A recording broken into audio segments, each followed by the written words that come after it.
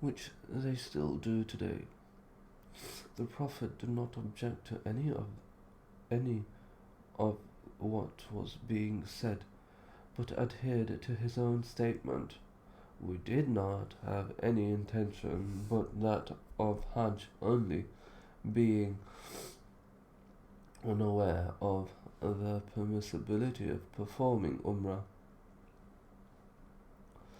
However, when we came with him to the house, he touched the pillar, circumambulated the house 7 times, running on 3 of them and walking 4.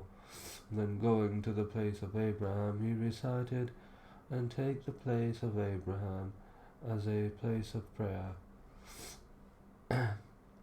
The place which was between him and the house. Jafar said, my father said, I do not know of him stating that except from the Prophet.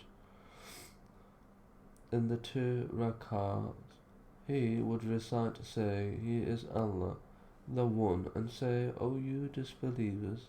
He then returned to the pillar of the house and touched and kissed the black stone.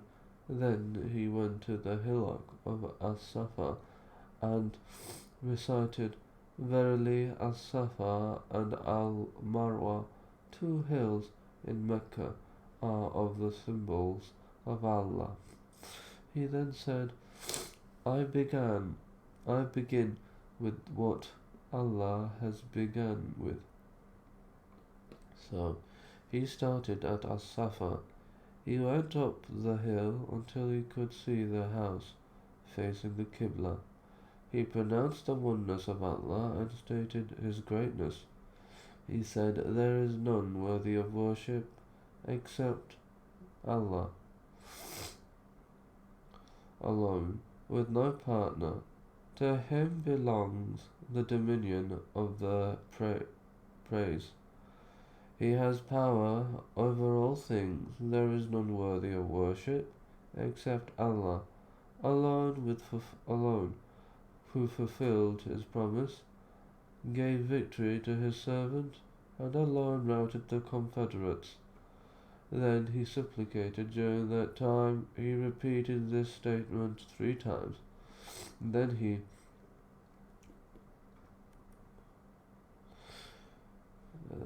he descended towards Al-Marwa.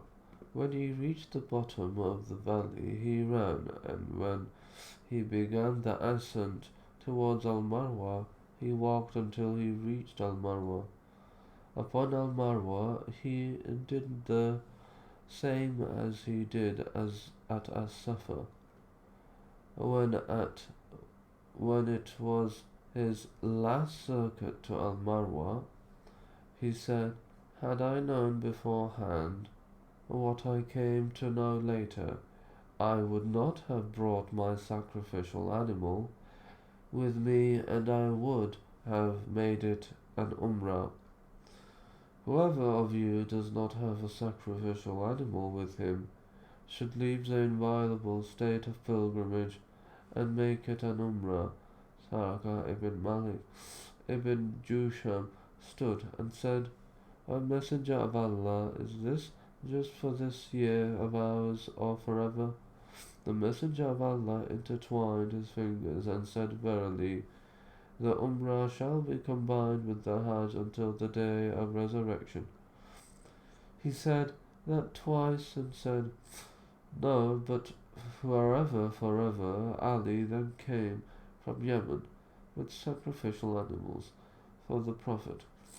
He found Fatima, his wife, having had left the inviolable state, put on dyed clothing and applied kohl.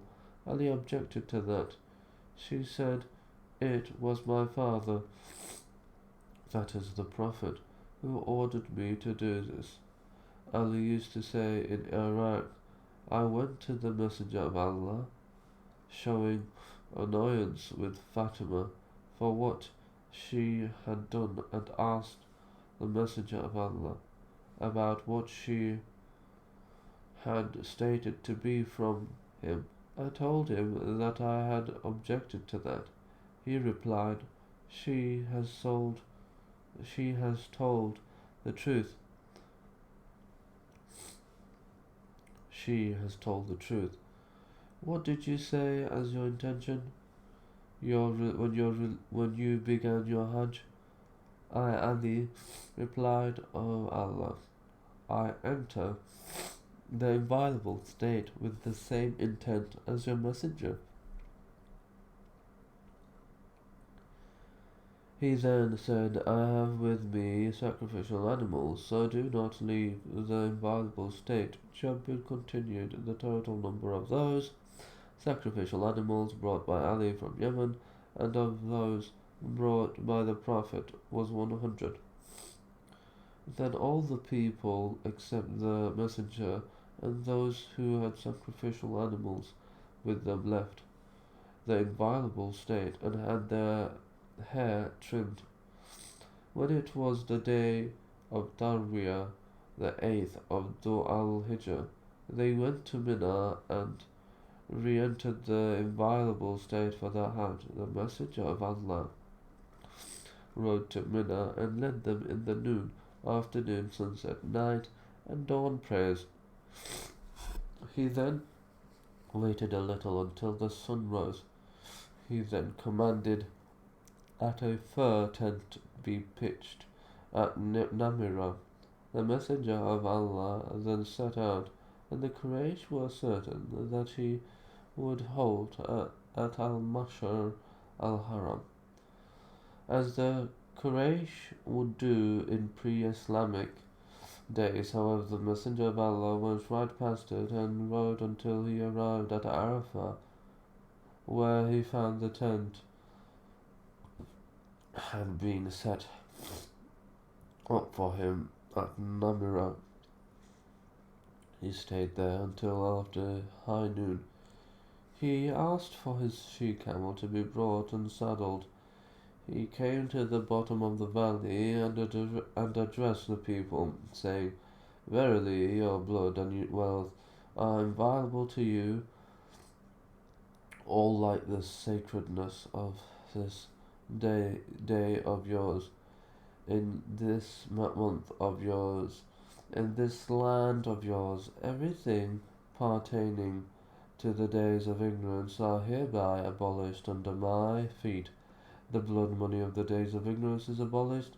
The first blood money I abolish is our blood money, the blood money of Rabi'ah, who was being nursed by the tribe of Sa'd and was killed by Hudayl. The interest payments of the days of ignorance are abolished. The first interest payment that I abolish is the interest payment due of us. It is all abolished. Fear Allah concerning women. You have taken them on a security from Allah, and they have been made permitted to you by the words of Allah. However, upon them is not to allow anyone to sit on your bed who you disapprove of. If they should do that, you can beat them, but not bruisingly upon you. They have the right of food and clothing according to what is customary. I have left something among you concerning which, if you adhere to it, you shall never astray. In the book of Allah you will be questioned about me, and what shall you say? The people said, We bear witness that you have conveyed the message, discharged your duty, and advised sincerely.